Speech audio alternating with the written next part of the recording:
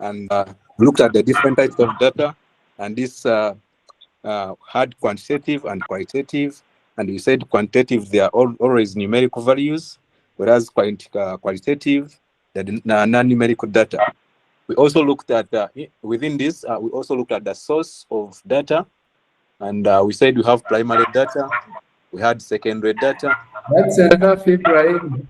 Thank you. I think we may run out of what to say.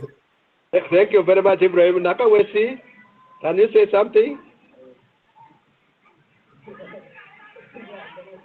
Nakawesi? Yes, please. Go ahead. Okay, I'm going to say something. Can you please mute your mic? Yes, like my colleagues have said, we looked at different things yesterday where we looked at survey and why we do surveying, what is data, and then look at the different types of data. And then we also looked at different examples of data and how it is different, it is being collected. We looked at different methods we can use to collect data and what are some of different methods that are suitable for different kinds of data. So we looked at online collection of data, this online surveying, looked at telephone surveying, looked at face-to-face surveying, and then we also looked at other different methods. But while looking at these methods, we tried to make sure that we get to understand which method you can suit best to which kind of data you're looking for.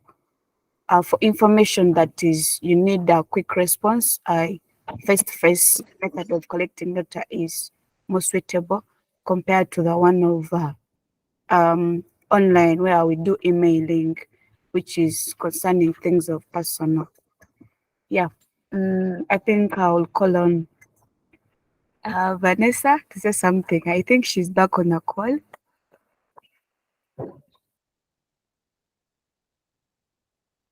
Yes, Vanessa, can you take over?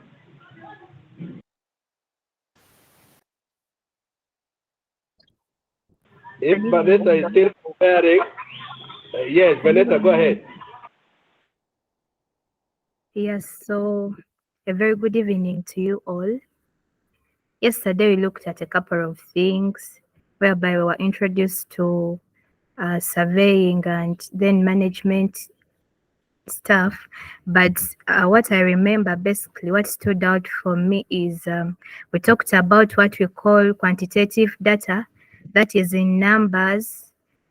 We also talked about qualitative data, for example, being female, male, having colors like blue and so on and so forth. We also looked at a scenario whereby we have like missing data and you're supposed to do some data analysis to process and clean that data so that you come out with the best results. We also looked at structured data, semi-structured data, and unstructured data. In structured data, we looked at that data that is categorical. In unstructured data, we looked at that data, for example, having letters, then images, JSON files, HTML files. In files, we also looked at semi-structured data, and so on and so forth. So I'm going to give my mic to Dan because his hand is up so that he can also tell us what he studied yesterday. Thank you.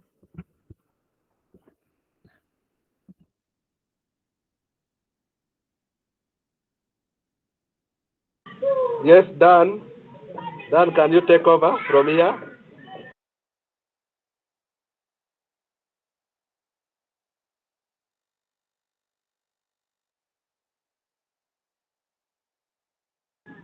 Yes, Dan is preparing. Can we go to Millie? Millie, can you take over?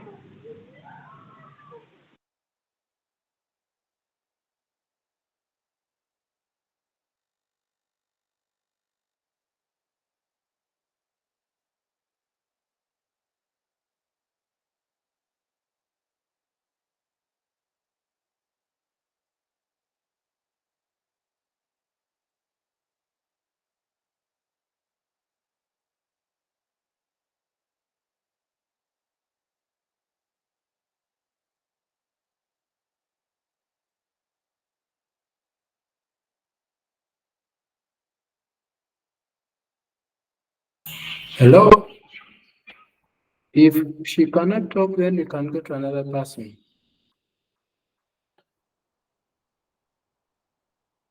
Can you guys hear me?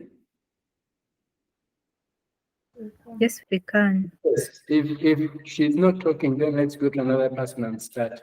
Hello, hello, Yes, hello. Millie. Good evening, team. I think I was a bit far away, but I am now back. Yesterday, I learned about the ethics, data ethics, the don'ts and do's. And we said the ethics are rules and the standards that governs a person when conducting data collection. And we said there are common data ethics that can be breached, like lack of informed consent, failure to protect the person, and maybe confidentiality, then misinterpreting data. All those ones, if you don't do them well, you would have broken the what? The ethics in data collection. Thank you.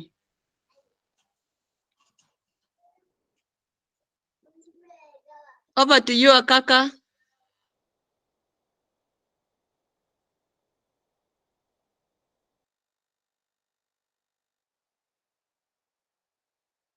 All right. I think we've really learned enough. I hope everyone really was able to grasp something that they can take home. Today I think we can get started, guys. Thank you so much for being attentive. I pray that we do the same today. So like we said yesterday, today we are a little bit practical. So in that, we are going to design a form so you guys can, as much as you can, try to follow along, and also try as much as possible to take notes, and if you can, also practice. So I hope, is there anyone who didn't receive the recording for yesterday?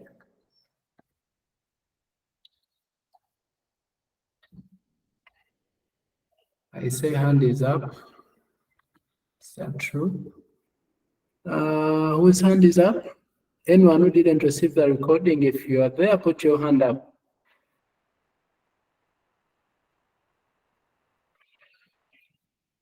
Otherwise, we can have, yeah, I believe all of us received the recording. Those who did not, let's share it. Let's share it here in chat so that we all have access. Okay, so for those who didn't receive, the recording has been shared here in chat, but I think our team tried as much as possible to share this with everyone. Those at least who registered with correct email addresses, are you able to receive this? Yes. I think it's about time for us to get started. And like we did yesterday, any questions, put in chat, but feel free to raise your hand and we shall be able to respond to you. Shall be able to respond to you in that regard. All right, I think we can get started.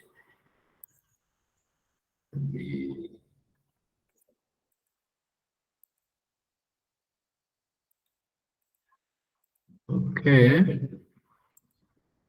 Also, I think one more thing I didn't share was the questionnaire for us to use today.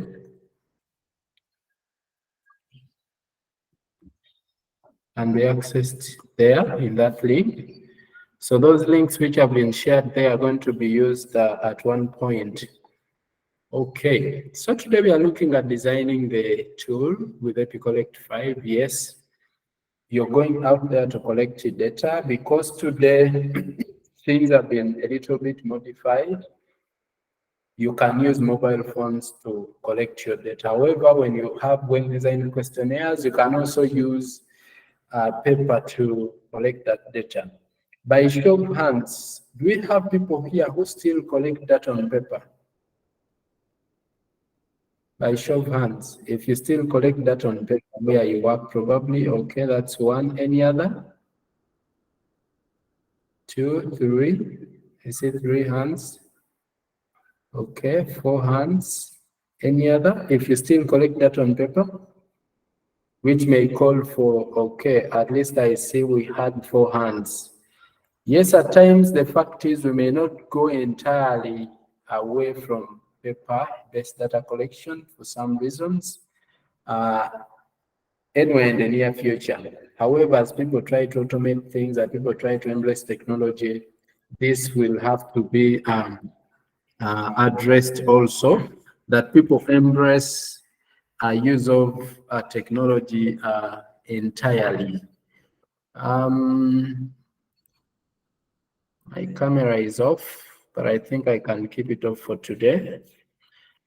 Let me keep it on for a few minutes so that those who did not see me yesterday can see me today. Yes, sometimes you cannot go away with the paper for some reasons. Maybe also you go to the field and somehow, somewhere your device gets a mechanical issue. A paper can save the day. So you can collect your data on paper, then later on you can fit in the information on the tool, unless that tool requires you to unless it requires you to take picture and so on. So, but other than that, you can still apply the paper. Besides that, at times, people collect data entirely on paper and they feed it in. Maybe you can type in chat, for those of you still collecting data on paper, where do you enter that data? Which tools do you use to enter that data? Maybe you can type here in chat, because we are asking these questions just to see if there is need for training for paper-based data management of paper-based data after collection. So where do you enter that data? Would you type that in chat? I'm not seeing any responses. Alex, where do you enter that data? Excel, okay. ODK, Kobo Collect, Forms, computer, in Excel sheet, okay, I can see. People use Excel mostly, I see here, but others are saying, okay, after collecting it, we put it in Kobo Collect and others. So, yes. However, there are also tools or forms that are entirely offline. How many of you have heard about Epidata? Maybe by show of hands, if you've heard about Epidata. So if you have paper-based survey data, the best tool for you to enter that data is Epidata for some reasons. Okay, I can see at least 2 people have heard about Epidata. Okay, that's great. Feel free to put down your hand. For those who may need a training on how to use Epidata, probably you can communicate to the institute and we can see if we can have we shall have an opportunity to organize such a training. All right, I think we are good to go now. Probably I'm going to go back to our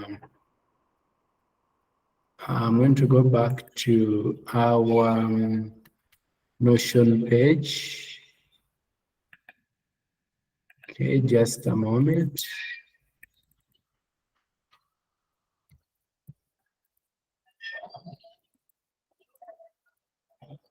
So this page is going to be shared with each one of you.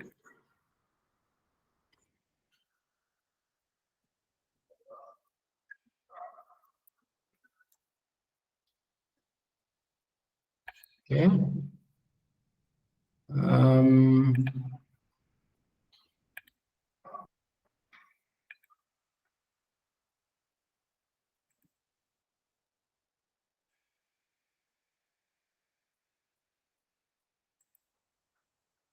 So I'm going to share my screen again. Back to our document. Stop sharing and share again.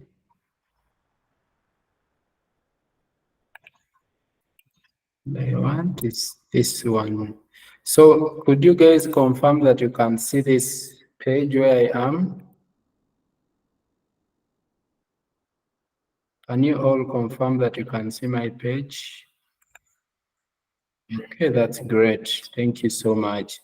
So yesterday we looked at three modules. We said that we have this entirely in three modules. However, for those who do need a certificate, there'll be a final module. So today in the third module, basically, we are going to look at how to design survey tools with Epicollect 5. And here, basically, we are going to look at, we shall have an introduction to Epicollect 5, how to get started, how to design a questionnaire, how to map data, and how to do user management.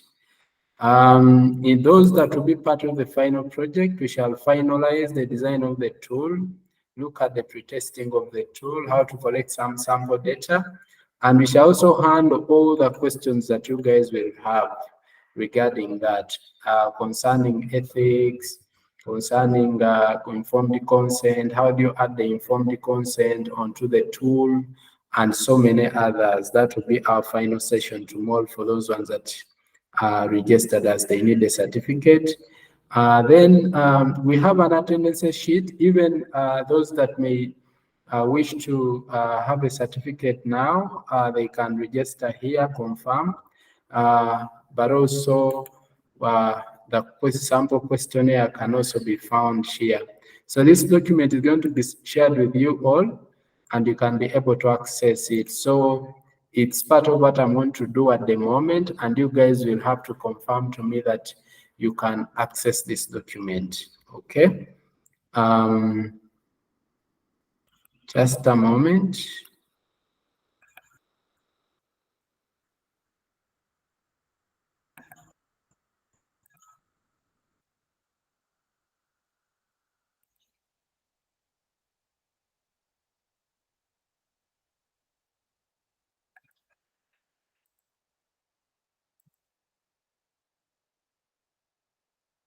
Okay, I'm sharing this with you right now.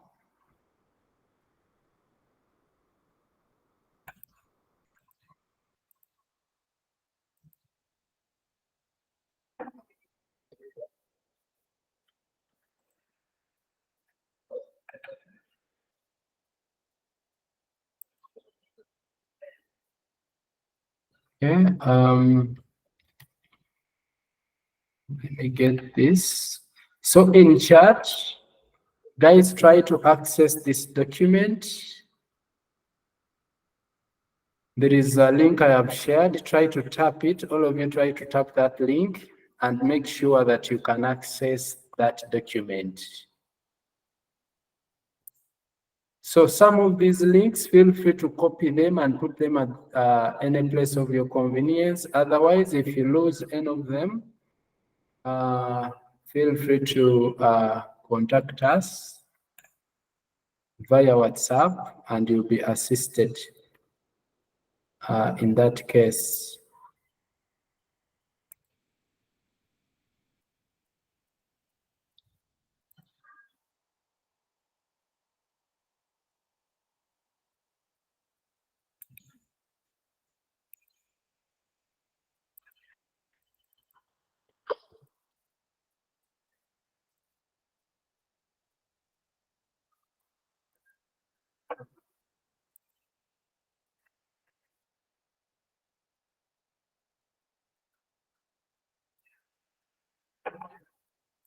Okay.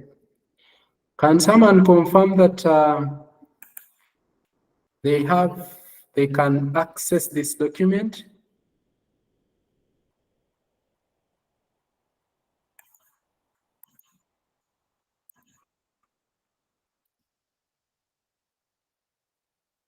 Hello?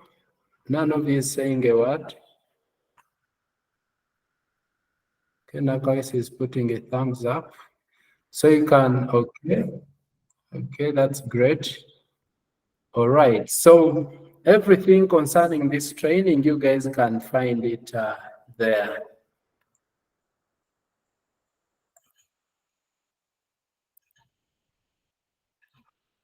So I hope there is nothing that is missing, at least on your end. So you can be taking attendance in the meantime. And another thing I can say is this document is created with Notion, and Notion is one of the trainings we provide that support collaboration among teams. So if you need such a training, of course, we give it to teams. Usually, if you have a team, you work with an organization, we give such trainings. One more thing I can talk about, yes, those that want maybe resend what, Wilfred?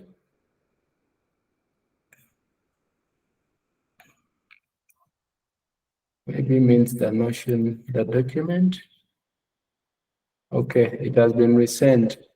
So those who need certificates, kindly do the needful. I'm sure a member of our team has been reaching out to you to make your payments for them to be processed as early as possible. And also, for those who may be interested in our upcoming training on data science with Python, kindly do register. Register for that training. I have shared the link with you guys. All right, I hope you are now good to go. Let's get started.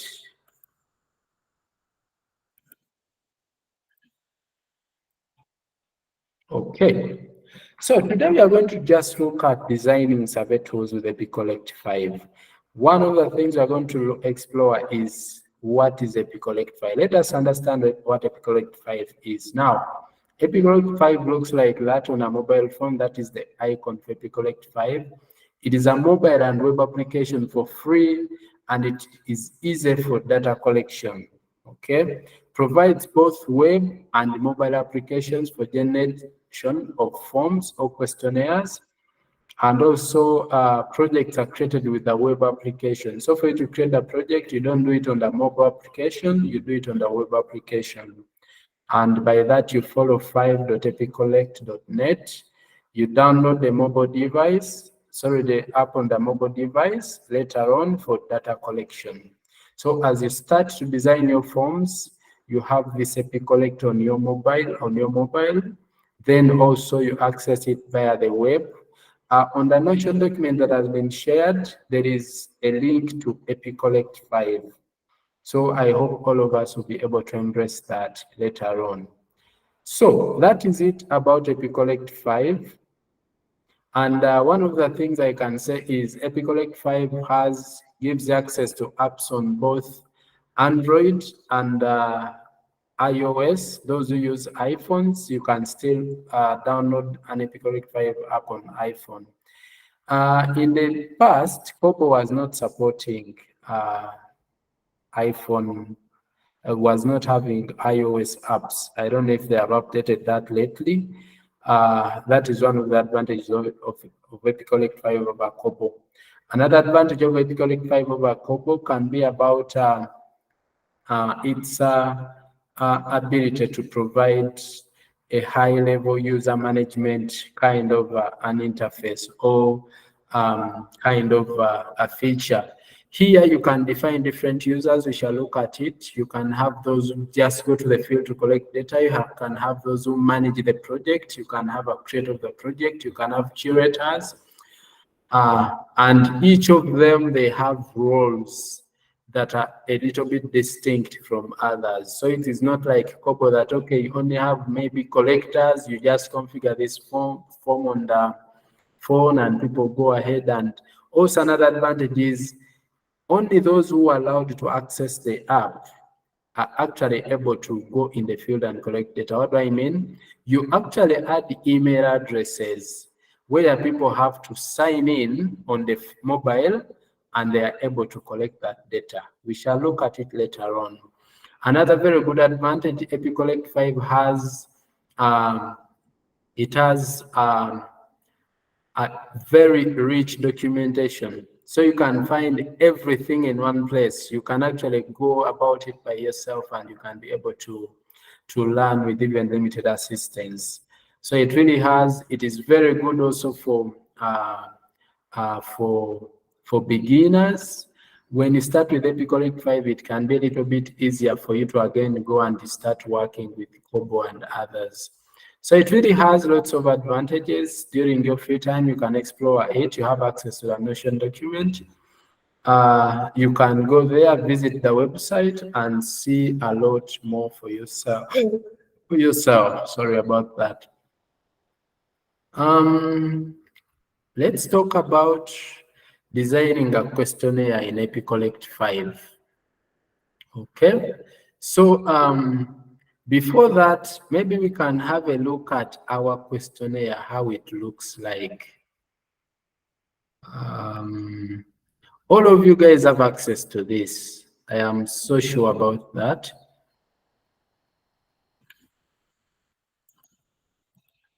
So also don't worry, we are going to add all these, even the recordings on the Notion document, so that you find everything in one place. Allow me stop sharing for now and share. We have a look at the questionnaire that you are going to design.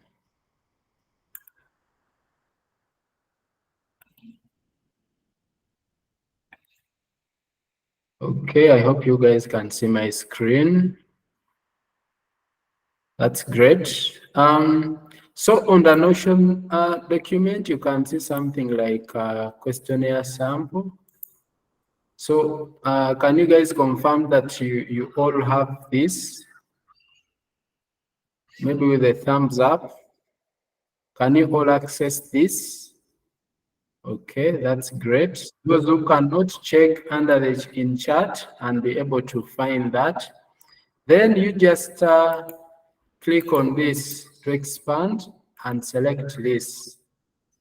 So when you select it, all of you are able to, are you all able to see this? I can see several people are viewing this at the time. So this is the sample that we are going to use just for this training, okay? So you can access it. There are some mistakes in this sample, which you'll have to, first of all, harmonize before you start your data collection. That's great. I'll stop sharing and share our presentation again. All right. When it comes to designing the tools, there are a few considerations that you may have to make, because in the end, all we want is quality data. So for us to ensure quality or to have quality data, there are lots of things that we just have to be cautious about. Let's just have a look at them. One of them is always on your tool, even on the Epicorrect 5 form that you're creating, always add a unique variable to act as a unique identifier. Anyone who can tell us a little bit more about a unique identifier? What is a unique identifier for this case? Anyone with an idea? Yes, guys? Just put your hand up and we choose you. What is a unique identifier for this case? Because we are saying when you're designing your questionnaires, always make sure that you add a unique variable to act as a unique identifier. So what is this for this case?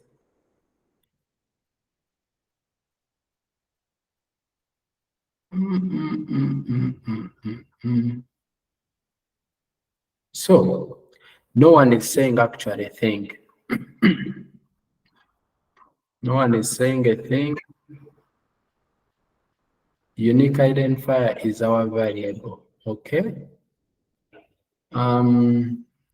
So I think there is something we need to talk about. Yesterday we looked at data in terms of the types, and we defined it as quantitative, qualitative. However, this individual piece that you collect, okay,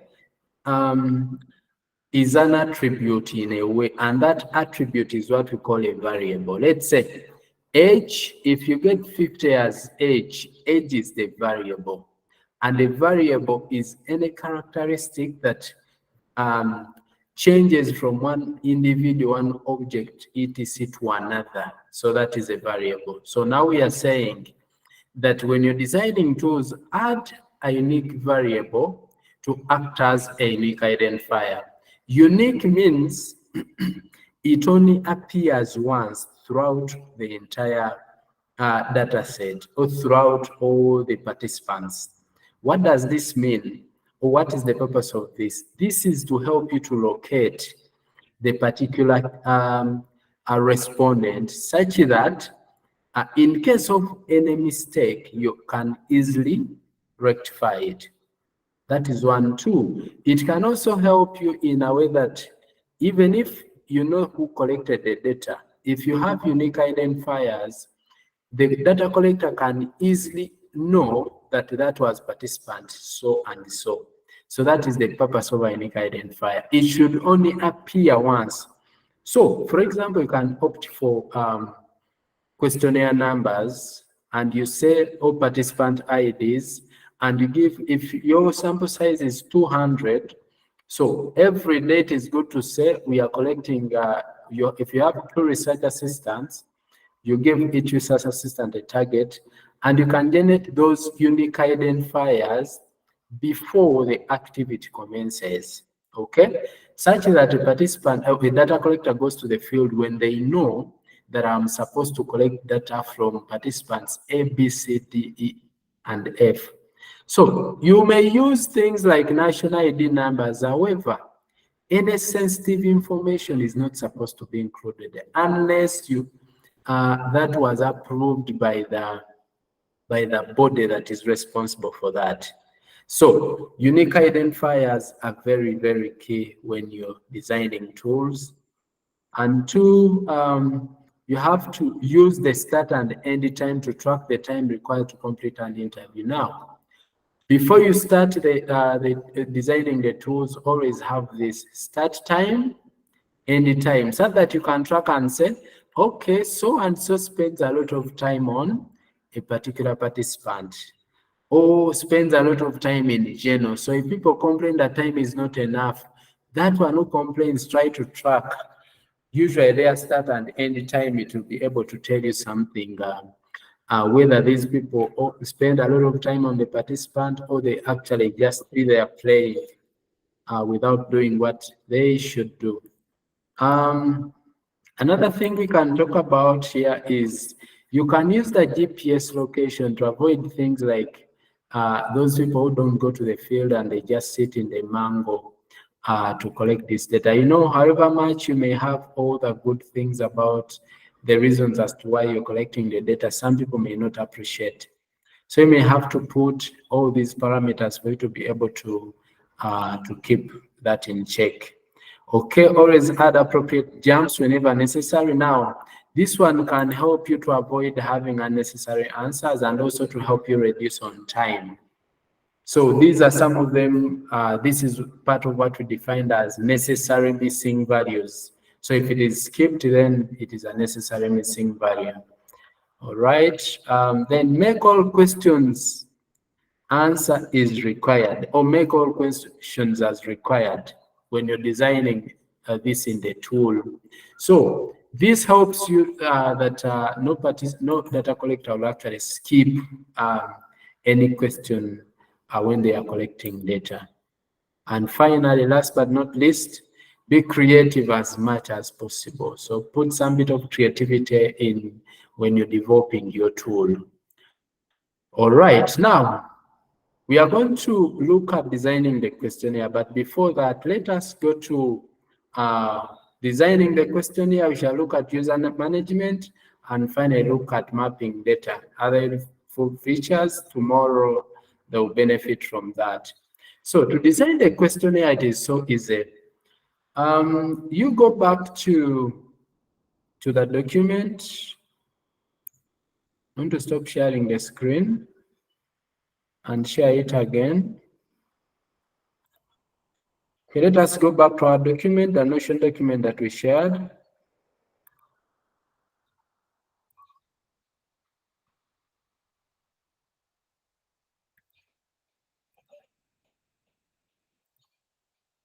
Just a moment. I think I may have to share my entire screen. I have to share my entire screen. Just a moment. Allow me to do that. Okay. Allow me share my entire screen.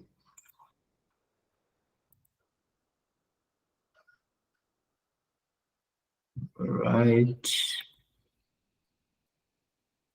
I'm there, getting there. Sorry for the delay.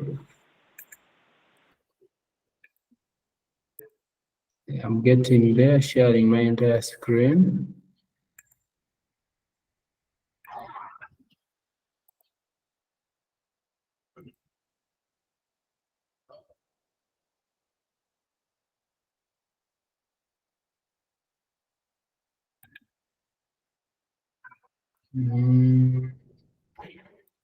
Yes, here we are. Can you guys see my screen?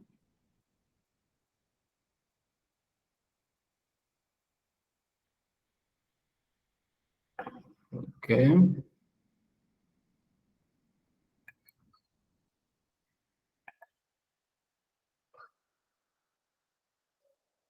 So you can see my screen, but not entire screen. I need you to see my entire screen.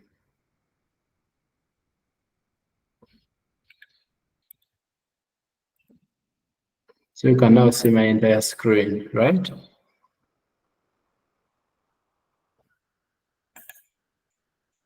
That's great. Okay. Okay. All right. Sorry. So first thing we are going to do is to access EpiCollect, we will go to 5.epicollect.net. So this is the Notion document we've shared. Visit that. And once you go there, you'll have a page like this. So there are so many other projects that are created here. Free projects. You can create a project and make it free project. You can see over 299 users, K users, 45 million entries, and so on. It was created by sponsored by Wellcome Trust, University of Oxford, and the Big Data Institute. Now, how do you get started? This is the interface, but our interest is how we start to create our projects. Now, like I said, it has a richer user guide or documentation, so you can access it there. So you click on user guide, you can be able to see everything concerning EpiCollect 5, the different question types and so on. Some of these we shall explore more tomorrow. I'll go back. So what is the first thing that you do? You see there is find project, you can find a project, you can search for some of the existing projects, how they were created and so on.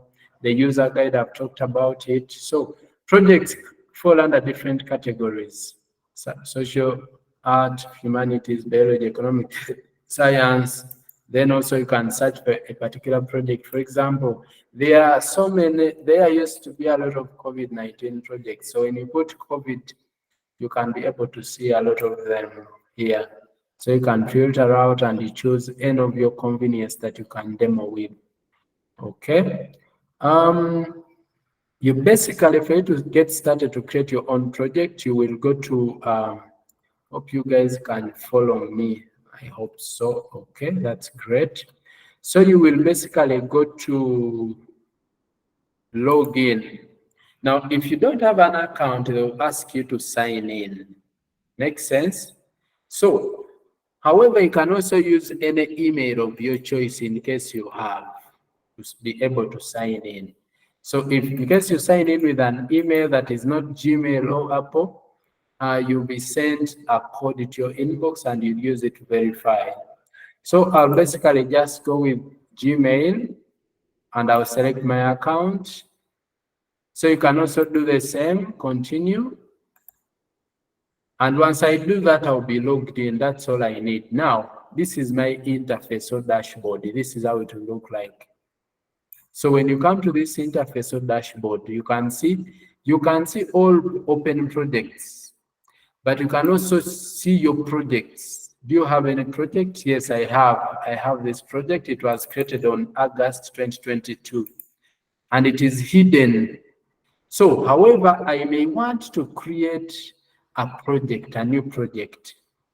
Okay, so for example, for today, we are going to create a new project for our demo. So I'll go to create, give it a name. Now you have two options. Sometimes you already have your project that you created somewhere and you just want to import it. So there is possibility of you importing already an existing project. I think I can turn off my video. Hope you guys are fine with that. All right. However, this time around, we want to create a project from scratch. So I'll go back to new project. I'll give it survey data collection and management bootcamp. Now, you're going to make sure that the project you put should be unique. For example, if I put just COVID-19, you can see this project is existing. So other people already created a project that has that name. But in case I'm to put that SDCM, it is not anywhere. So I'll say bootcamp. Now, what you guys will do when you're creating your project, say SDCM. I'm going to say underscore bootcamp. So for your projects, feel free to say, let's say Alex, you can say SDCM, Alex, okay, as your project, or create any name that is convenient to you. So you give it a description, this project, to be used to demo how the design tools with EpiCollect 5. Okay, now the form is like the questionnaire. So there is an entire project, and in that project there is a questionnaire, the actual questionnaire. You can have different forms. You can have child forms here, but the main form, you give it a form name. So I'll still give it SDCM. I'll just call it SDCM. So this one does not have to be unique. For example, let's say like COVID-19. No, this one you can give it any name of your choice. SDCM. Now, you can make your project private or public. So for this time round, we are going to make our project private. And after that, we are going to click on create. So when you click on create, you'll land on a page like this. However, before that, you'll have a pop-up that will congratulate you upon creating your project website.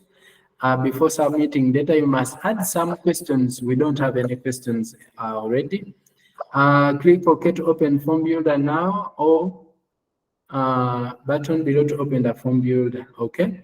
Now, there is no further for further instructions. There is, like I said, a friendly user guide. You guys can explore the guide. So, for example, in case I want to go straight to the form builder and add questions, I'll click here. However, I can also choose to say no thanks, I'll do it later. Now, because we want to first explore some things here, allow me say no. But in case you said you just went straight, so it will just take you straight to the form builder.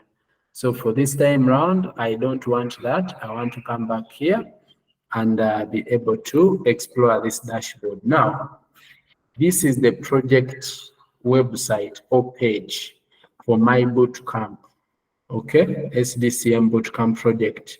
So you can access this anywhere. So when you copy this and you send it to another person, they are able to see your project. Now, in case that person is a user on this project, you send them that link, they'll be able to log in and be able to access this project. Hope that makes sense.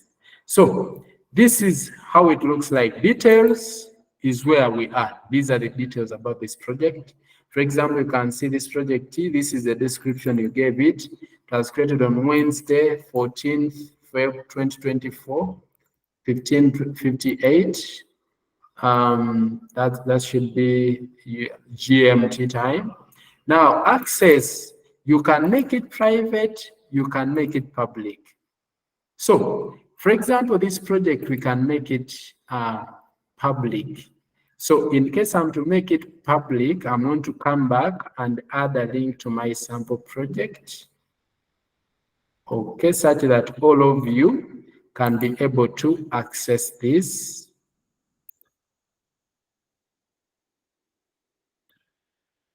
Let's call this sample project EpiCollect 5 sample project, so that you guys can still access this. So I'll put the link. So this is public. So anyone, even on the EpiCollect 5 app, they can access this. So you guys can also still access this for now. So it is public. Now, status, it is active. You can lock it. When you lock a project, it means no one can access this project, but it is not deleted. However, you can unlock it. If you trash it, this means you want to delete this project. So it will be added to trash. And after a specific period of time, it will be deleted. So now visibility.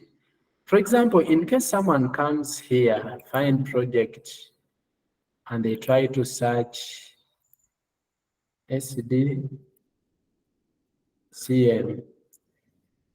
you see, SDC, Survey Data Collection and Management, you won't see anything because basically we made our project not visible. So what I will do, I'll come back to this, go to details, and now let me list this project and we see the difference. So let's try to find this project again. Try to search for it, SDCM. So you can now see that our project can be seen. So you can still make it public or private. Now we made it public because this is a demo project. But if you're creating your own project that contains sensitive data that you guys report on and so on, please kindly never make it public. Never make it public, should be private. So I'm going to list this so that you guys can have a look at it later on during your free time. And I can also select, maybe I can say, it's a general project, but these ones really don't matter so much.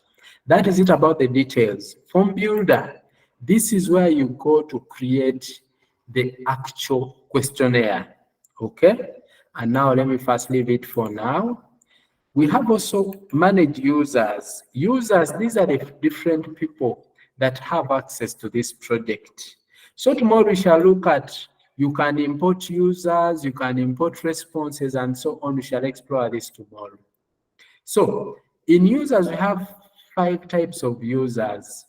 A creator is the owner of the project. Only a creator can transfer ownership of the project.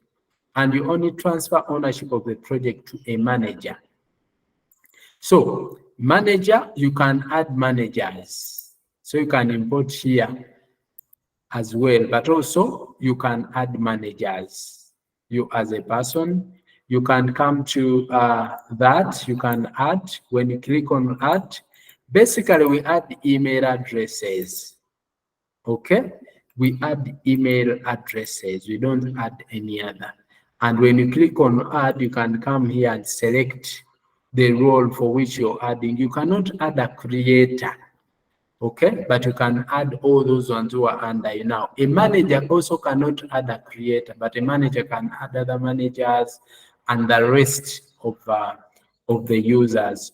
So a manager now, on our documentation, there is something that we talk about user roles, okay? Manage users. So when you come on the documentation, you're able to see the different types of users. They'll first tell you email and so on.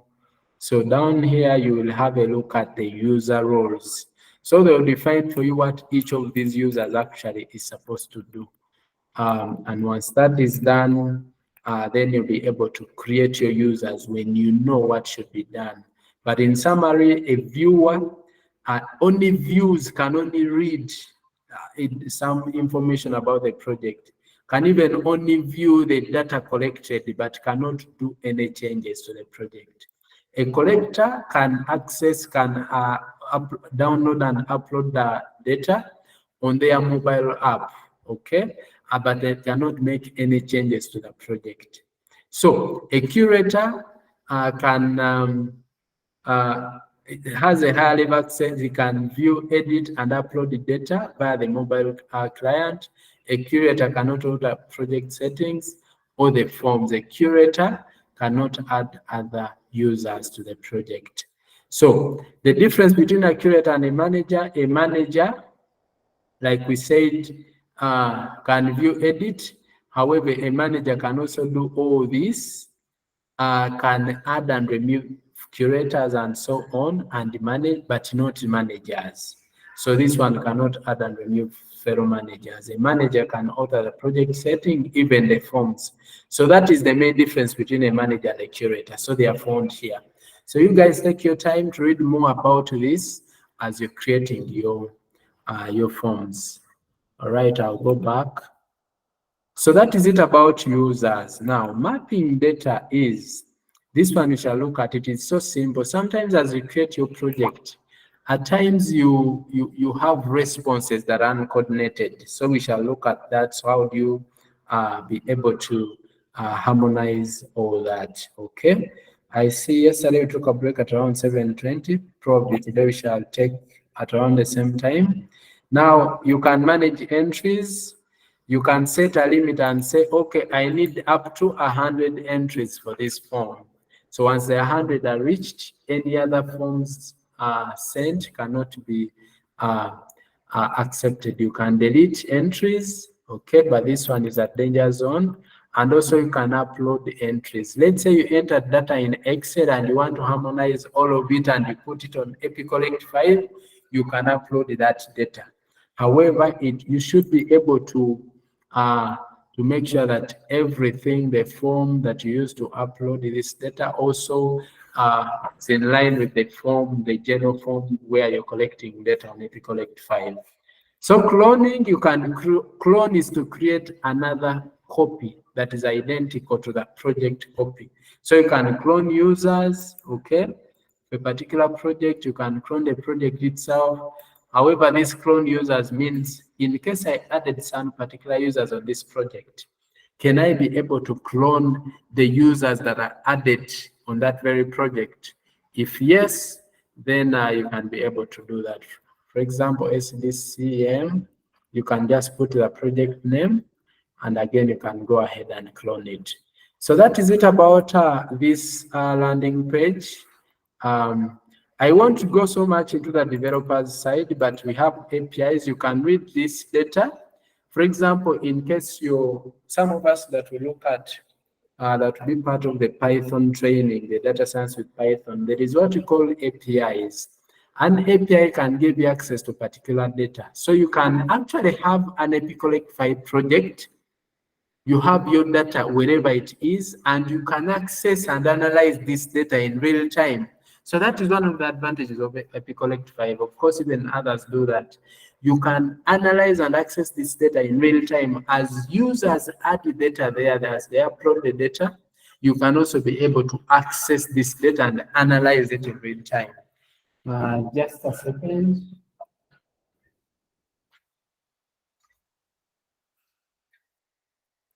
Okay, thank you. Yes, so that is it about APIs, and of course you can create apps. Sometimes APIs, for you to be able to read an API, may need an app. So that one is also part of the user guide. Okay, so we can now go and try to look at how can we create our questionnaire. So simple. You come here. Because my screen may not be so big, I'm going to try this. And I'm going to make this a little smaller.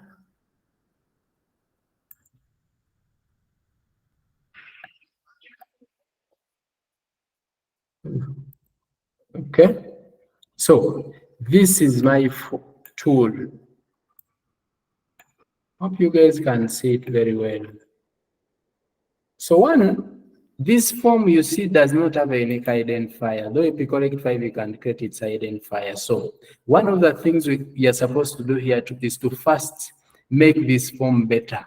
Okay, you can also see now we have 1, then again we have 1, 2, you get. So even these numbers are not well aligned. Under general information, 1, we can add, let's say this unique identifier can be like participant ID. Okay. And again, the rest are okay. So this is part of what you can do. Even if people implementers can design for you this tool, then for you, because you know what it means to have quality data, you first come, we are trying to be practical. You first come and say, okay, we need to first harmonize this so that our data is, for example, this is A, this is B, so this should be B. Then this should be C. So guys, in the real world, this is how things work. 6, sometimes you're not perfect. This will be 7, and this will be 8. Now you also have to review this entire form and make sure that, yes, everything is as it should be. For example, you can see, okay, here, date of data collection, okay. 3, you have age in complete years, sex, 1 male, 2 female, that's okay. Marital status, 1 single, 2 married, 3 widowed, okay. You get, so that maybe you can have, this is what we call at times the coding. So you have to code these responses very well, such that nothing is not unaligned. So once you're done with reviewing that, then we can go ahead and create our form. Now, let us also look at this tool. This is a heading. This is also a heading. Okay, this is a question, participant ID. This ID should be what? Maybe you can predefine it and say 1 to 100. Now, under question types, EpiCollect 5 has different question types which are here that are going to help you to create your form very well. Let us first look at them very briefly, but the user guide also has this. We have text in case you need to enter simple text, let's say name, or you need just a simple response of, let's say, specify as like we have, you can use the text. We have the numeric, anything that requires a number, let's say age is numeric, you can add a numeric, you can use the numeric field. Phone numbers, in case you're capturing phone numbers, you use phone. Date for date, time for time. Drop down is a single select that actually allows you to be able to have multiple responses, single select, but instead of you having, let's say, male, female displayed there, you first click somewhere, there is a drop down that comes, then you select them. That is a drop down. Okay, I'll remove it.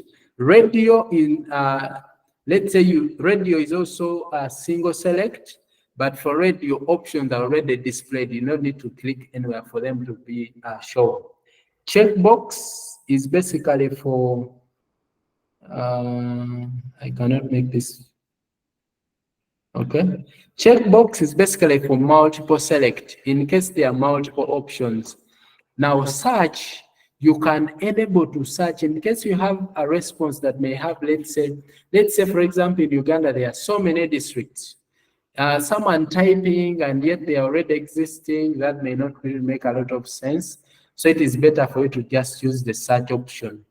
Text is used to add. Now this text is more, this one is for short answer, the first one, this is for like a paragraph format. So we have a readme. This readme is, let me see, okay, thank you. So hope you guys can still see this well. So text box, like I said, is for paragraph, readme. In case for headings, we are going to use readmes, okay? Now location, this is for you to capture GPS. You can take a picture, let's say consent form. You can take a picture of the consent form and you upload it. Audio, you can record audio. Video, you can record video. You can read barcodes. Okay, you can add branches and you can add groups.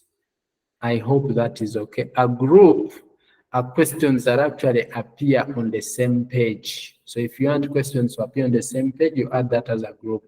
But we're going to explore some of these ones from our tool. So let's get started. I'll make this a little smaller now, and we are going to design our form. This is what we are going to be doing. I come here, I go back. So what is the first thing? This is a heading. Sorry. Okay. So the first thing is these two are headings. So what are we going to do for them? In most cases, a heading is a README. You don't need to add any text to the heading. So basically what do? We add it as a README. So we shall drag this and drop it here. So you can see, however, there is here something that says no title set for this form yet. So when you click it, you can know what a title is, okay? So you can try that on your own. So here I am supposed to add text. So I'll come back and add text. Okay, and come, this is my text. And after that, you can either click on the question, or there is a tick here that you can click that can verify you. When I click it, it means my using question is valid. I can go to the next. So I'll still come again. The next one is what? General information. I can copy it as a, this is still a README, and I drop it here. Now, alternatively, let me first delete this. To be quick, this and the next one are both READMEs. I can just come here and copy input. So here I can duplicate it. Comes at the bottom. All I do, I come, paste what I want. I hope that makes sense. All right. So I come back. I say the first one is participant ID. Now, we don't use this participant ID in analysis. We have 1 to 100. This should be numeric. But however, let me not make this disclaimer. Because people are likely, sometimes you can even choose an ID that is entirely not numeric. So all you can do is tell participants this can be text. But tell data collectors, maybe actually you can define your participant ID. Let's say it is 1 to 100, but if you have two research assistants, one is going to start from 1 to 50, another one from 51 to 100. You can even append their initials. Let's say Nuhu Mtebi. Every field I enter should have 1 NM, 2 NM, 3 NM. So you can define these IDs as you wish. So I'll add this as text instead of numeric, and I'll give it. Now come here. The question is participant ID. So the ID, you may not see 0 to 100. That one you can remove it. Maybe you added it just to support you in the analysis. Okay. So now what I meant as make any answers required is no one can skip this. So they cannot skip it. Now also, this one of nothing is set as a title is looking out for a unique identifier. Now to set, this participant ID can also be used and can be set as title. Okay, use as title. All right, so when I select this one as title, so you can use up to 3 as title. This one will go away, the warning sign. All right, however, make sure that you make this explicitly clear. Make sure that no participant entered an ID twice. In case you do that, when you upload the data, that data will not be uploaded. All right, date of data collection is our next one. Now we come to date and set date of data collection. Now, there are also these advanced and jumps. Even for this ID, there is advanced. For example, you can add rejects. Now, for the case of participant ID, there is this field that says require double entry verification. Kindly do this. And now another thing is make answer unique to all SDCM entries. This is what we call a unique identifier. Now, Epic 5 gives you this privilege. So this one implies that this can only be entered once. So for unique identifier, always select these two.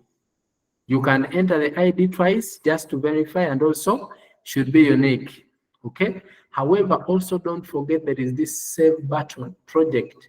Always click it most of the time for your project to be saved, so that in case of anything, you don't go into data loss.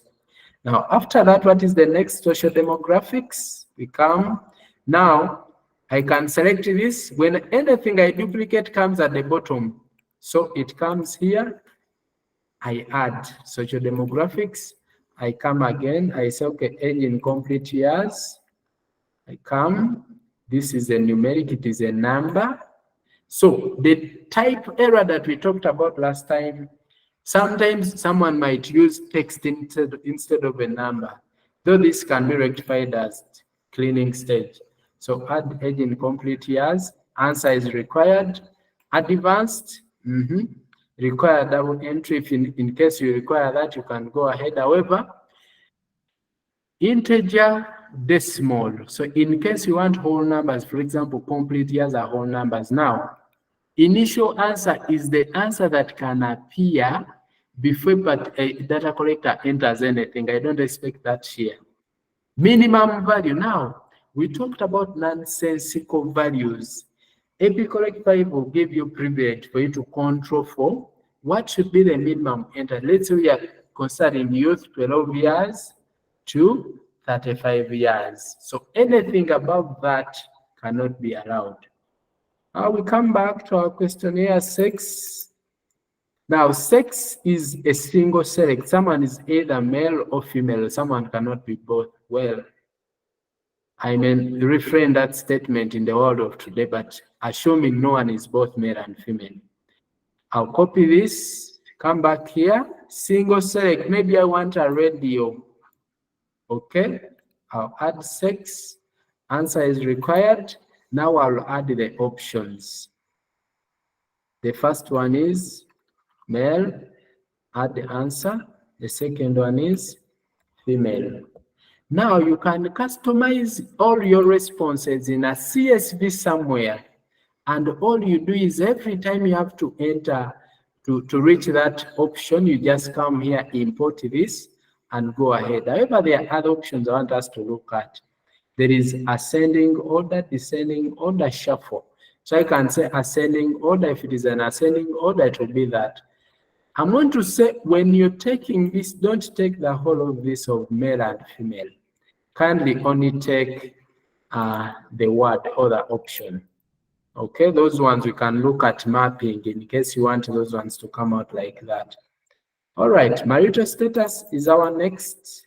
Here we can try what we call, this is a single select. Someone is either single, married, or widowed, or divorced. They cannot be any of these. So here let us take the drop down, because drop down is also for single select. So put marital status. Okay, answer is required. Advanced, not really. You can select an initial answer. Then you can come, you can select here, single. Unfortunately, it may. Okay, you can add answer, you come back, married. You add, divorced or widowed. Okay, that is the third. So you go ahead on to the next. You can check always here. You can come to jumps in case there is anything to jump. What is the next? Education level.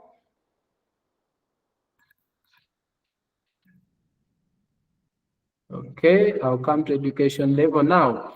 Because I want it to be radio, I'll come to 6, just duplicate this and come replace 6 with that. Also here, I come just say none. Okay, then male, I replace it with primary.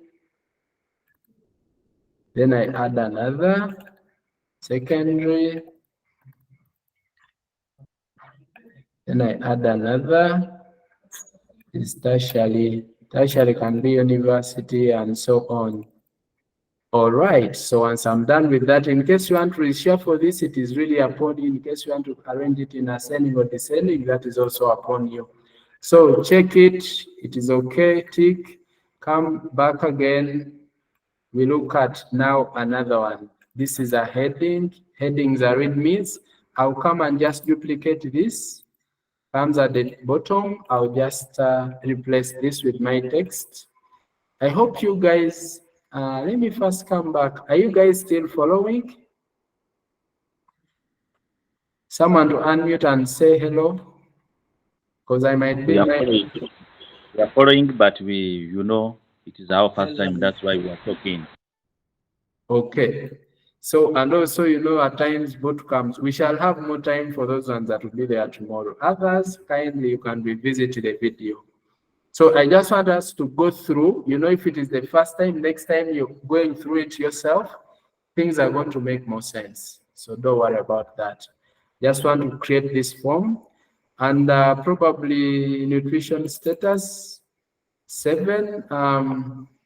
This is also radio. I'll duplicate this, change this. Okay, answer is yes. Is also. Answer is also no. All right. So there is also this question 8. Now let us assess this.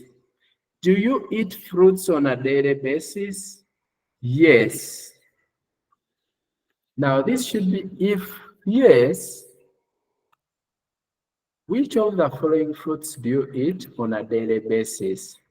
Now this implies that only those who say yes are the ones that will be able to select this question. I hope that makes sense. So we add it. Okay. Now this one is multiple select. So which means this time around we use what we call the checkbox. So bring it here, add, and answer is required. Let's add our options. Banana. Okay, add another apples. Okay. Add another melon. Okay. Add another pineapple. And the 5th one is other. And it says, please specify. For other, specify. So we are going to add a 5th one as other, but those who select others, they should specify other. So what does this imply? We need to add another parameter where we're going to specify other. And there we are going to use this text. So we can say specify other.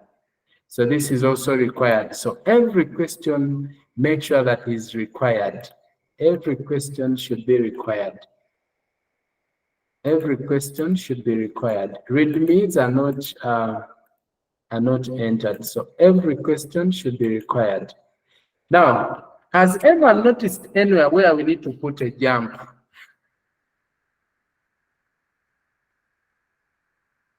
Do you notice anywhere that requires a jump? Guys, anyone who notices? Just Yes. Okay, where do we need to put a jump?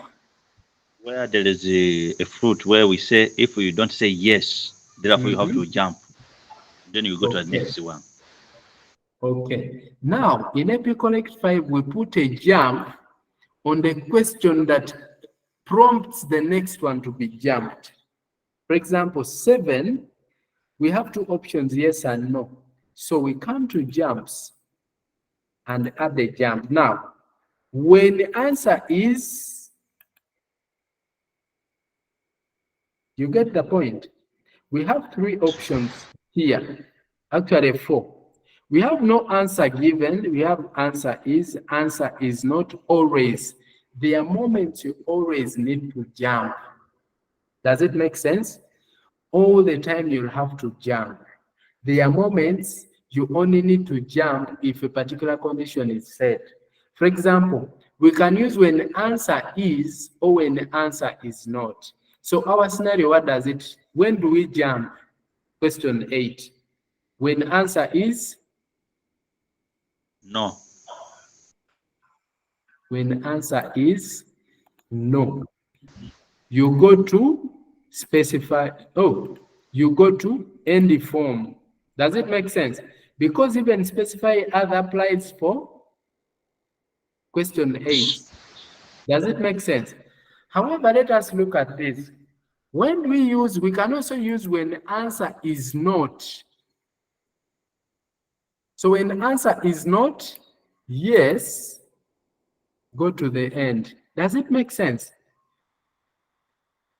So you can use when answer is no or when answer is not yes. Now, if you have more options, we are going to see when answer is not. But here, let's say when answer is no, go to end of the form. Now, another place, who sees another place where you need to add a jump? Now, there will be an error pointing down in a circle that will show you that you're supposed to jump here. So, we are also supposed to add a jump here. When answer is not other, then we are supposed to jump. When answer is not others, end form. I hope that makes sense. So we are too perfect here. So once you're done creating your phone, what is the next thing? We are going to go back. Now make sure that you save this project. Save it as many times as you can before you click on back, because you'll be always prompted to save changes saved. Okay, yes. So after that, now we are going to manage our users. Now, can someone share their email? Let's say 2-3 people, let them share their emails in chat and we add you as users to this project, probably as managers. The first 3 people who share their emails here are going to be added as managers. Kindly share. Okay. This one has shared. So this one is a manager. So let's add email address, that manager. Add user. Who else? First 3 people. Mainly add email manager. So the first will be added as a curator probably. This one. Okay, these 2, let's add them as curators. We see the difference. Okay, those are the users. Now, you're adding the data collectors at this time after collecting the form. So this one also will be added as curator. Let's add this one as a collector. Okay, add user, and finally this one will be added as a Gmail. And this one will be added as a viewer. Okay, at gmail.com, and this one is going to be a viewer. So that is how simple you add the users, and that's it. So mapping data, what is happens here? Here, for example, you can see how our options are appearing. This is not what you want. You want to export data that is clean. How are you going to do that? You need to have clean variables. So you're going to come here and create a SDCM and say clean. So you're going to add the mapping. And this is what happens in the mapping. This is the mapping. Participant ID, you can say, let us even use, these are going to be the variable names that we are going to export. So what we can say, this is ID. You can also choose to say name 1, any 2. This is date. So this is age. This is sex. So we are going to see this. Now options, leave them as they are. But in case you want 1, 2, you can also choose that. But I'm choosing to leave these ones. Marital status, I can just say status. Education, I can just say edu. Then this I say fruits. Here I can say yes, fruit. Then I say other fruit. So that is basically the mapping. So we are going to look at this later on, don't worry. So let us now see how we can add this on our mobile. Okay. So I'm going to log in with my mobile.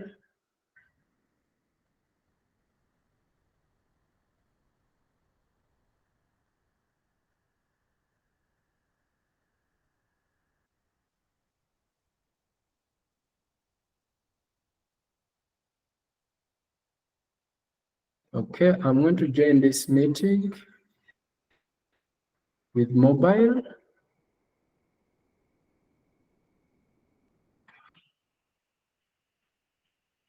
Just a moment. We just demo how we can add this on our mobile phones.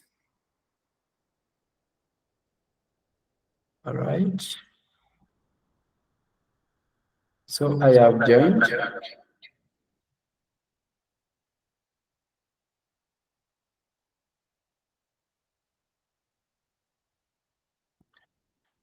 I'm going to stop sharing here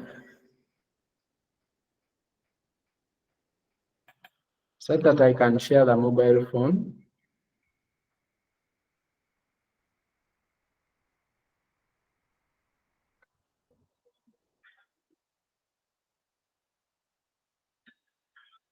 I'm going to share my screen.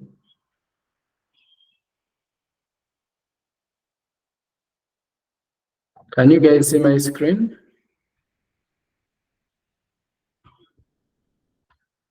Yes. Okay, that's great. So basically what I'm doing is simple here. So this is my mobile app.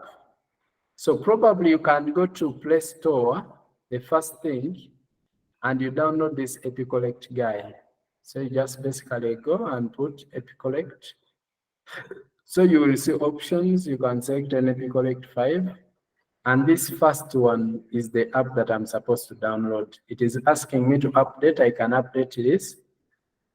Let's just give it some little bit of time, assuming I'm also okay, installing now, and I am done. So I'll basically open my app. So when I open it, I'll be able to see that. Okay, I only have that project. So before that, you can see here I have this. I want to log this guy out.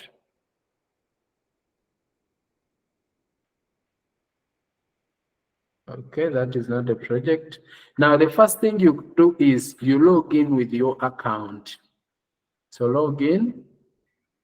For example, in case you have email, even you guys there whose whatever's have been added, you can log in and try to add. So you sign in with Google. I'm using a Gmail account. Okay, there'll be that bit of pop up. So I'll want another one. Sign in with you. Okay, I'll want to manage. But for that case,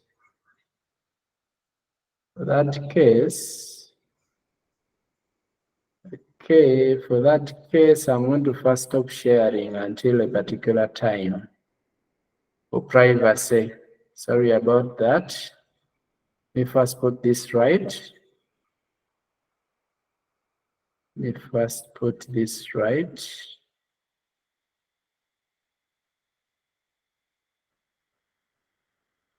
Sorry about that. For privacy reasons, I'm going to just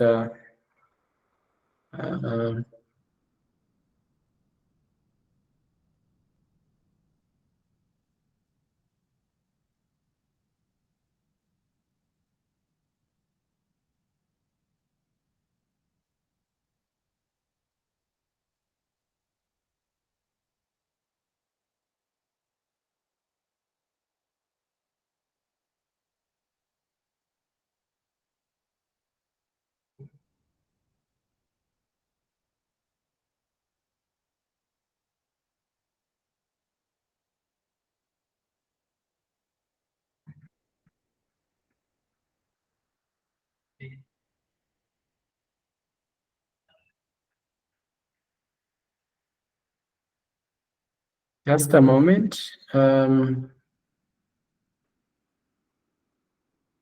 Okay.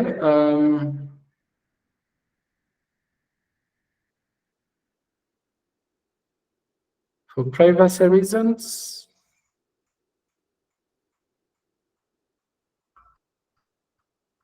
I'm going to share my screen again.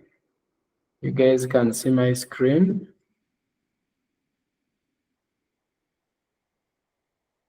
Okay, so I'm signing in as Nuhu. So on your respective devices, you'll be able to get that. So when I click here, not yet logged in. Okay, sorry about that.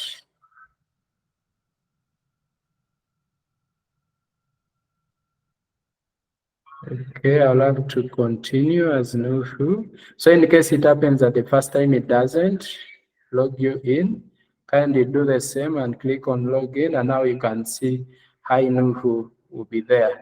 So now what we do now, we go to projects, which already we are here, and go to add project. So you need to know the project you're adding, the name, SDCM. So you put that and you'll have options. You can see there is an SDCM or EM, but this SDCM we want is the bootcamp. So you add that. And once you add it, it is now added. So you can now, for you to add data entries, you just open this project that you've just added. You can see 0 entries. So add the entry, you can see at the top right, just there is add entry plus add entry. Click on it, and now you can see our first question, survey that, sorry, readme. Next is also readme for general information. Then you can see general information, participant ID. I can say 1 NM. You have to repeat this. In case I put this, clicking on next, it would not say answers not equal. So you have to make sure that answers are the same. NM.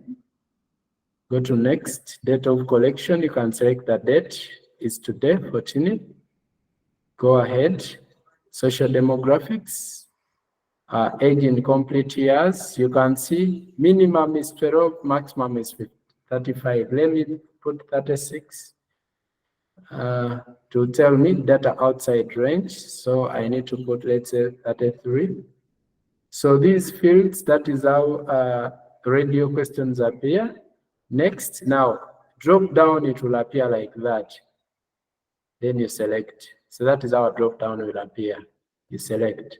Okay, go to next, none. Go to next, nutrition status. If I say yes and say others also among the many, I'll have to specify other. But assuming I go back and say no. So I'll go to end of the screen and it tell me to save entry. So I'll save entry, and when I come here, there is this one entry. Now, this is perfect. In the real world, it is never perfect. So you'll collect this data. This, let's assume this is the piloting. As you invoke the tool, you're piloting it to ensure that there are no errors. Assuming there are errors, you go back to your tool and you rectify those errors. In case there are no errors, please go ahead, get your data collectors, train them on this tool. After that, you can be able to go in the field, do the piloting, then you can go ahead and do the actual data collection. Once you are in the field, now it is so easy.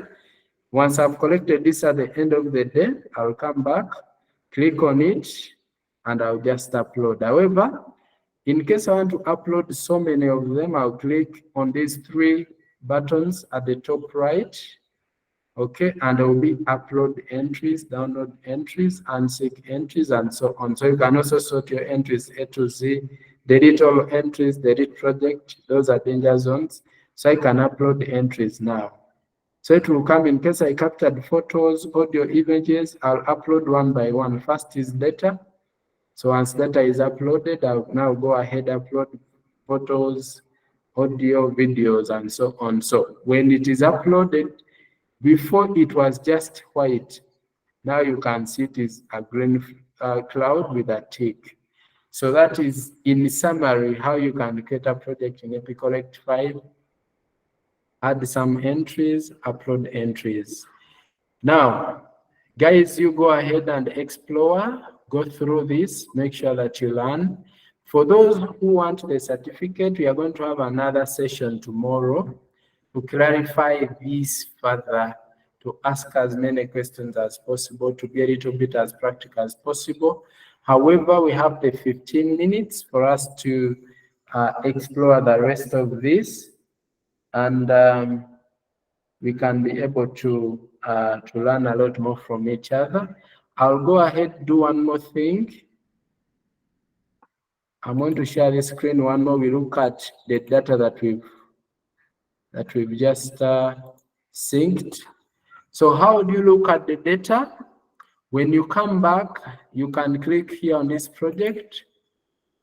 However, sometimes, how do you insert photos? There is a, okay, we are going to look at that. Let us first go back to our project. Now, there is details, there is also view. So you can click on view. When you click on view, the only entry that I entered is here. So you can click on, you can view data, you can go to details. So for us, we want to view data. So when you come to view data, you can see this is the entry that I have added. Now you can also make changes here. So you can look at this individual file, sorry, record. You can delete it, you can edit it. Let's say there is a mistake in this form that was made. So you can see, you can edit it online. Maybe you can say, no, this was not supposed to be this. This was supposed to be 11 nm. You have to repeat it, 11 nm. Guess I wrote that. Would there be a difference? No difference. But yes, it will refuse because these are both capital letters. So nm, and that is it. Then I can click on exit. No, I'll have to go until the end of the form for me to be able to save entry. So you can edit this online. When we talked about online data collection, in case you have this form, okay, let me first talk about, you can download this data. Do you remember the mappings we created? There are two formats, CSV and JSON. This is where the mappings are. This is the clean one that we created. We are going to look at them. This is auto. Time frame, you can choose. Let's say for those of you environmental health officers, you can choose custom and say, I want from December 14th.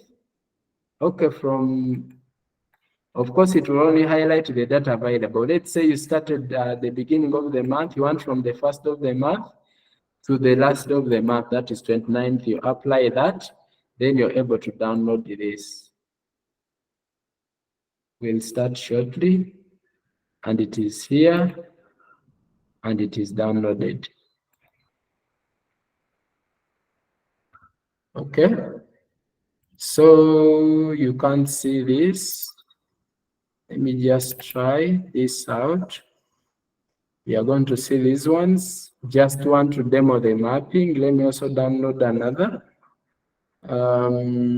Another is, I'm now going to download the clean one. Download. Okay. That is the clean one. All right. I'll look at it, open it.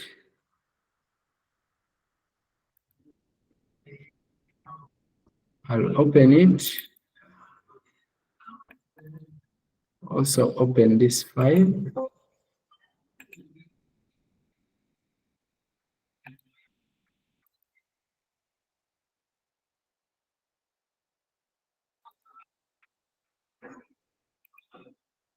Okay.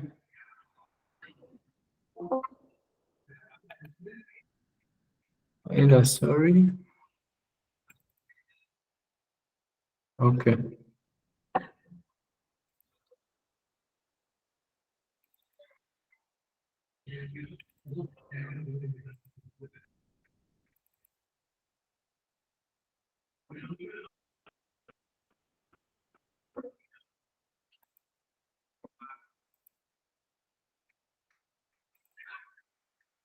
Okay, I think we can look at that later.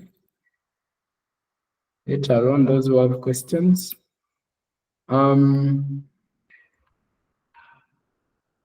Okay, view data, I'll go back just to look a little bit more about it. You can download, you can view table. In case there was GPS location, you can see map, but no location for this. So you can see data distributed in different locations. And yes, that is it. Once you're done, then you can go ahead and log out. All right, so at this very point, I'm going to ask for questions, if any. And if not, then we are going to call it a day. Please feel free, don't forget, kindly don't forget to fill the form for attendance. The link we shared it here.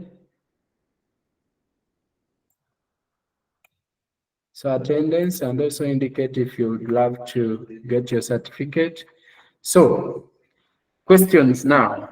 I know it has been a bit intense and fast, but usually, yes, boot camps, in case you want to finish up on time, that is what happens. So people have to go ahead and explore on their own. Yes, for this one, because we only had 2 hours, we had to make it fast. But yes, others that take more time, really, we don't rush them like this.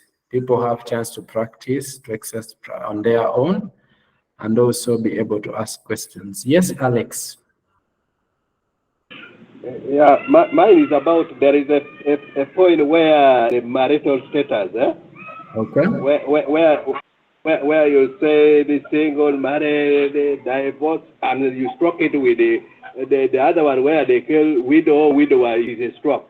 Don't you think we need to have them in a different, like maybe 1, 2, 3, 4, and we have the widower separate or widow? Because that one will depend on whether male or female. Thank you. Oh, married or separated or widowed? Yes. You're proposing that it will do what? To have those one who are either widow or widower. Those are different what? Those are different categories because you cannot put them a straw. Okay, yes, that's right. So this was just basically a demo. So as you design your tools, you can decide on how best you can design it. There is no problem with that. Does it make sense? Yes, yes, Hamza. Mine is about the sex as we are designing our questionnaires. In Yes. human rights, according to human rights, these days they no longer want to use the word sex, they use gender, so that you can either decide whether to be a female or a male. Therefore, I don't know how you can go about that. There is no problem. This is just a demo. As you design your tools, you can feel free to put whatever you want. Thanks. Thank you too. Any other questions? All right. So tomorrow we shall have a more a demo further, and you guys will have to do it like you do it as you show us what you're doing. You do it as you face the challenges and we help you rectify them. You do it as you experience it yourself. So it is the same tool. However, we are going to add a little bit of more source to make you understand this better. All right. So if there are no further questions, let's end it here. Maybe someone can give us a vote of thanks, a volunteer. And feel free to join us tomorrow, and also feel free to be part of those that receive certificates. Yes, any volunteer to give basically a vote of thanks for this bootcamp?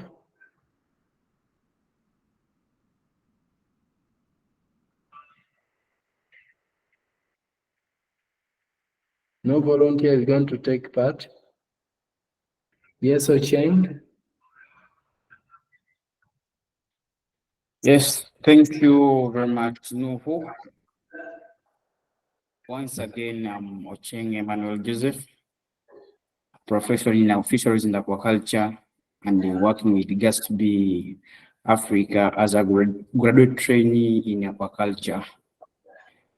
And we are managing a project dealing with the data collection and the production models. Yes, Mr. Nuhu, it has been a great pleasure to train with you under the survey data collection and management. It has been a good experience because, like, for example, me, I'm building something in data analysis and data management, and this session has really added a value on my career. And on behalf of all of us, we send appreciation to you guys for initiating this bootcamp as a session to boost our capacity in data collection and management. With a few words, I'll really send a vote of thanks to the Institute.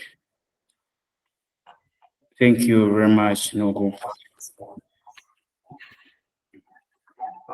All right, Ocheng, thank you too. We shall have more of these ones in the future, and we shall communicate, probably those who share their emails, any bootcamp that is to happen. We shall have to communicate to you. We want to keep them as many as possible and as engaging as possible. You'll have to meet with several instructors from the Institute. And please, whenever there is a bootcamp, we would request that you join. Sometimes knowledge, however small gained, it will create a difference. So other than that, thank you so much all. For those that will join us tomorrow, join us as we finally crown it up and as we achieve this. Thank you until we meet again. Bye-bye. Bye-bye. Bye-bye, everybody. Right, everyone. Have a good night.